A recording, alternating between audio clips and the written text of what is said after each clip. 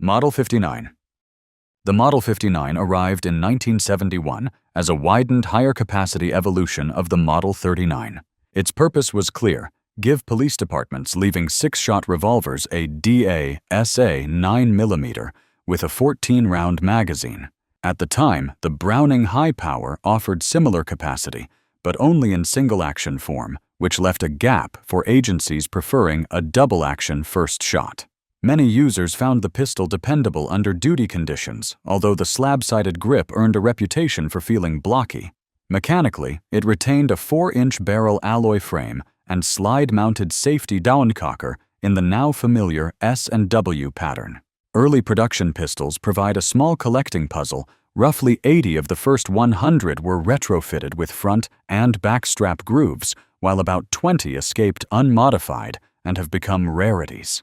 Aftermarket 20-round magazines circulated and were known to function with full capacity in some hands. The Model 59 helped define the Wonder 9 era and pushed S&W toward the later stainless autos of the 1980s and 1990s. Production ceased in 1982 in favor of the 459 and 559, which paved the way to the third-generation series. Today, standard examples sell in approachable ranges, depending on condition, while early smooth-strap guns and boxed specimens can bring much higher bids at auction. Model 41. Smith & Wesson started the development of the Model 41 in 1947. Toolroom prototypes were evaluated by Smith & Wesson's pistol team for a pure target roll. After a decade of feedback gathered by company president Carl Hellstrom at the national matches, the pistol entered production in 1957 as S&W's first purpose-built semi-automatic rimfire for competition rather than a tuned service gun.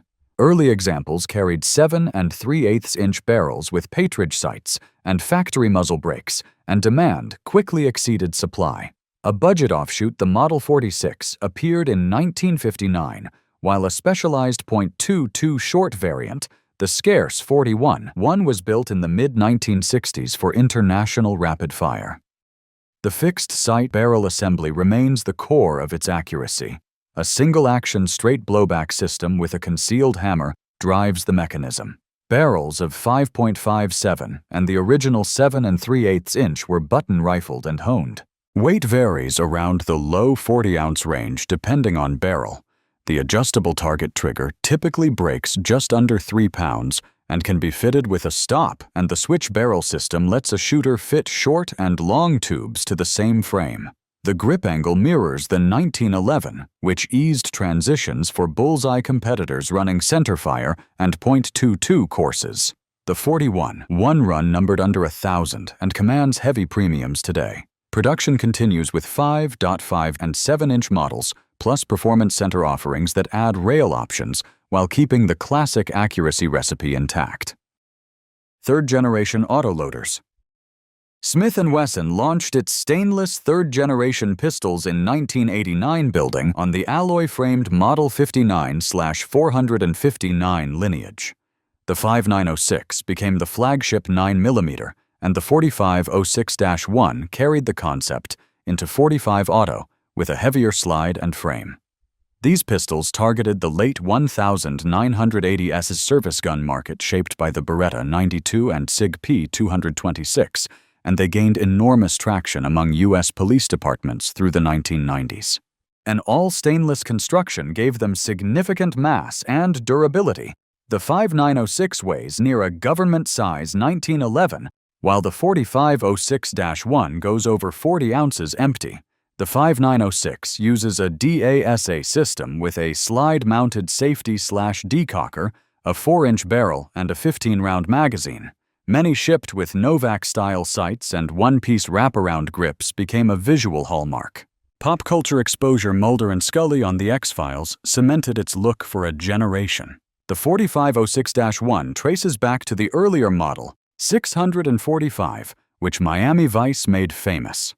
Its revision borrowed lessons from S&W's 10mm Model 1006 development after the 1986 Miami FBI shootout, resulting in a beefed-up top end and the rounded trigger guard of the -1 update. It runs DASA with an 8-round single-stack magazine and earned a reputation for feeding reliability that enthusiasts still repeat in lore. These guns were duty workhorses. Many police trade-ins continue to function well decades later, showing the wear pattern of holster life rather than mechanical fatigue. The Model 5906 was discontinued by the end of the 1990s, while the 4506-1 early 2000s as lighter polymer handguns took over. But they remain common on the used market with clean or unusual variants commanding collector premiums. Model 39. In the late 1940s, U.S. Ordnance explored a domestic double-action 9mm inspired by the Walther P-38's first-shot DA system. Smith & Wesson began work in 1949 and released the Model 39 to civilians in 1955, making it the first commercially produced American 9mm with DA/SA operation. It saw early law enforcement interest and informed later 9mm development, including higher pressure loads. The Illinois State Police adopted it in 1967. During Vietnam, a suppressed U.S. Navy SEAL configuration, the Mk-22 Mod 0, used a slide-locking device to quiet the action, pairing with subsonic ammunition and raised sights. The pistol spawned a small ecosystem of concealment-focused customs. Paris Theodore's ASP replaced traditional sights with a gutter snipe trench and used clear Lexan grip panels and magazine windows to show remaining cartridges. Charles Kelsey's DeVille builds shortened the top end to about 3.5 inches, added a bushing to tighten lockup, and featured an S-shaped trigger with low-profile sights and tuned springs. Lynn Trapper Alexiou's Scorpion-ish Trapper reductions went shorter still, while Austin Bechlert's mini-combat versions exploited sight relocation to stretch sight radius on a compact slide. The Factory 39 2 update arrived in 1971. Base guns ran alloy frames with an 8-round single stack. A very limited steel frame run existed assembled and sold later, with fewer than 1,000 examples which collectors track carefully. The Factory 39 line ended by the early 1980s, yet SEAL hush puppy heritage and the custom lineage keep values buoyant on the secondary market. M&P Pistol Series. After the Sigma and the SW99 partnership, Smith & Wesson returned in 2005 with a clean-sheet in-house polymer striker-fired pistol bearing a historic name, military and police. The goal was a duty gun that could scale from broad law enforcement adoption to civilian and international users while addressing lessons learned from the 1990s. The design introduced interchangeable backstraps and an internal stainless chassis within the polymer frame to improve rigidity and longevity. The first-generation M&P, often referred to as the 1.0, laid the groundwork in 9mm 40S and W and 45 Auto. In 2017, Smith & Wesson introduced the M&P M2.0, adding more aggressive grip, texturing a flatter and crisper trigger with a tactile reset and a refined backstrap system that now includes a medium-large option. Since then, the M&P lineup has expanded extensively, adding variants in 10mm Auto, 30 Super Carry and 380 Auto, and even stretching into high-velocity territory with the 5.7 by 28mm cartridge. Armor Night finishes on slides and barrels improved corrosion resistance. Performance Center variants later added optics cuts, tuned triggers, and ported barrels. The brand expanded in parallel into carbines and trainers, creating M&P branded AR-15, AR-10, and 22 LR rifles. Major U.S. law enforcement adoption followed: LAPD, the Los Angeles County Sheriff's Department, the California Highway Patrol, the DEA, and Vermont State Police among them. International police services also placed orders. The pistols serve widely in civilian roles ranging from concealed carry to competition and home defense, and they appear in some military training contexts, without becoming a U.S. standard-issue sidearm. The series remains the company's flagship polymer handgun family, with steady generational refinement. CSX Series. In 2022, Smith & Wesson introduced the CSX as a metal-framed hammer-fired micro-compact, an intentional departure from the polymer striker-fired norm in the same footprint as popular double-stack micros. The pistol arrived with aluminum frames, a single-action trigger system, ambidextrous manual safeties, and slide stops and reversible magazine releases. Capacity options spanned flush 10-round and extended 12-round magazines with a weight just under 20 ounces depending on configuration. Interchangeable back straps allowed subtle fit changes on a pistol that otherwise prioritized a slim profile. The platform omitted an accessory rail to keep dimensions trim for concealed carry. Factory dovetail sights used a conventional 3-dot pattern, and the flat-faced trigger used an integrated safety lever. The concept won mainstream press and industry awards as a less common recipe in the micro-compact category. In 2025, the CSX E-Series expanded the idea with a refined trigger, having a lighter pull and shorter reset, a modular grip adapter that could scale the frame between micro-compact and compact profiles, and an optics-ready slide with a clear sight cut, intended to reduce fouling on micro red dot lenses. Barrel options grew to 3.1 and 3.6 inches, and magazine choices broadened, including higher capacities for rolls beyond deep concealment. The CSX line remains a civilian concealed carry entry without major institutional adoption, and the E-Series serves as the current evolutionary equalizer. The equalizer was designed in late 2022 and brought to market in 2023, blending elements of the Shield EZ and Shield Plus.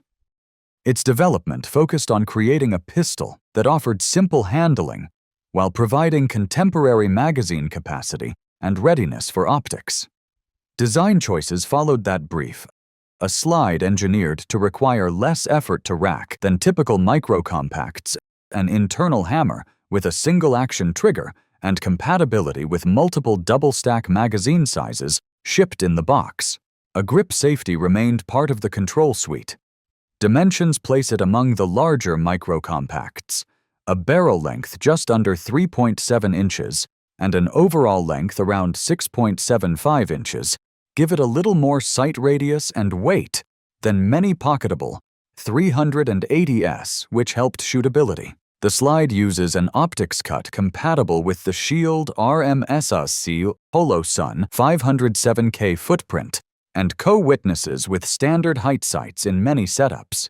Deep front and rear serrations and a loaded chamber indicator aid administrative handling, while a short accessory rail allows a compact light or laser. The equalizer was positioned primarily for civilian concealed carry and home defense roles and offered with or without a manual thumb safety. Some agencies considered it for backup or off-duty use, but broad institutional adoption did not develop. It continues in production as part of Smith & Wesson's effort to offer accessible manipulation with contemporary features. Range bundle variants and kits appear periodically from retailers. Bodyguard Pistol Series. Smith & Wesson revived the Bodyguard name for a pocket-size .380 at the 2010 SHOT Show, introduced alongside the Bodyguard 38 revolver.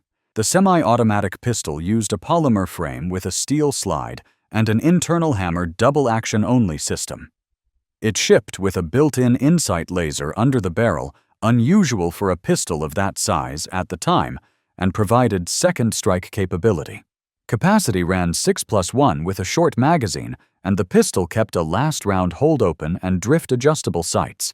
In 2014, Smith & Wesson branded it as the M&P Bodyguard 380, mechanically identical but aligned with the military and police series, and often offered without the earlier Insight laser. The original model was ultimately discontinued in 2021, in part because its prolonged heavy double-action trigger pull proved unpopular with users and accuracy complaints surfaced in early production examples. The 2025 Bodyguard 2.0 represented a clean redesign. The action moved to a striker-fired system with a flatter trigger face, and capacity nearly doubled with 10 and 12-round magazines in a still pocketable package. The slide gained more aggressive serrations and an optics-ready cut sized for microdots, while the sight picture shifted to a U-notch rear and a tritium front. The pistol trimmed weight compared with the original and adopted an 18-degree grip angle with improved stippling and a reversible magazine release. Overall length remained short at roughly 5.5 inches. The Bodyguard series primarily addresses civilian concealed carry and the law enforcement backup niche. The original model persists on the used market and is common at approachable prices. The M&P branded variant has been phased out, and the 2.0 is the current production entry. Within S&W's catalog, the Bodyguard line is one of the longest-running names to bridge both revolvers and semi-automatics, a continuity that dates back to a shrouded hammer J-frame introduced in 1955. M&P Shield Series. The Shield appeared in 2012 as a thin shootable offshoot of the full-size M&P, arriving during a concealed carry boom that prioritized single-stack dimensions and easy daily carry. Initial chamberings were 9mm and 40S and W, followed by a 45 auto variant in 2016. Engineers tightened the trigger system to provide a distinct reset and stocked early inventory before release to meet demand. Accessory makers launched compatible holsters, lasers, and lights at introduction, smoothing adoption. The second-generation Shield M2.0 added front slide serrations, crisper trigger tuning, and grippier texture. The Shield Plus in 2021 moved to double-stack magazines while preserving a slim profile, pushing capacity into the low teens with extended options. Performance Center versions integrated optic-ready slides and optional ported barrels. In parallel, the Shield EZ line 380 Auto in 2018 and 9mm in 2020 opted for an internal hammer rather than a striker and emphasized reduced spring rates, an easy-to-rack slide, and easy-load magazines with grip and thumb safeties. Barrel lengths run from roughly 3.1 inches on early Shields to about 3.7 inches on the EZ. Plainclothes detectives and off-duty officers used Shields extensively, while many civilian carriers favored the balance between shootability and concealment.